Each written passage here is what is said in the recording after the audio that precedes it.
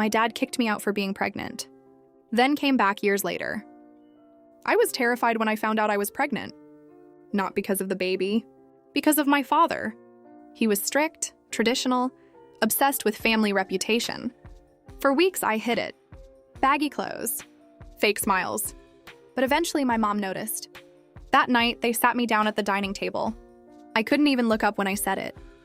"I'm pregnant." Silence. My mom started crying immediately.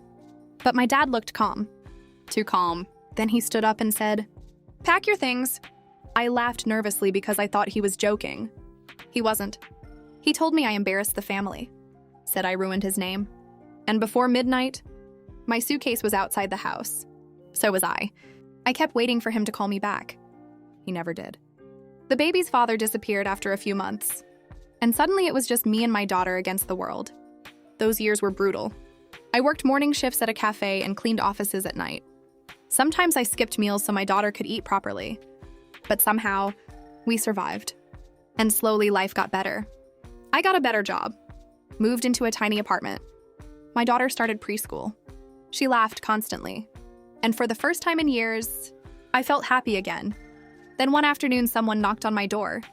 I opened it and froze. It was my father. Older, thinner. His eyes looked tired. In his hands was a small pink gift bag. Neither of us spoke for a few seconds.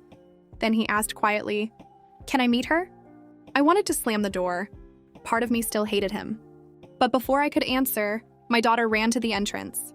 She smiled at him immediately and asked, "Who are you?" My father started crying instantly. Real crying. The kind you can't fake. He knelt down and whispered, "I'm your grandpa." That moment broke me completely. Because for years I imagined screaming at him, hurting him the way he hurt me. But instead, I just felt sad. Sad that pride stole 3 years from us. He apologized later that night, over and over again. And honestly, I don't think he ever forgave himself.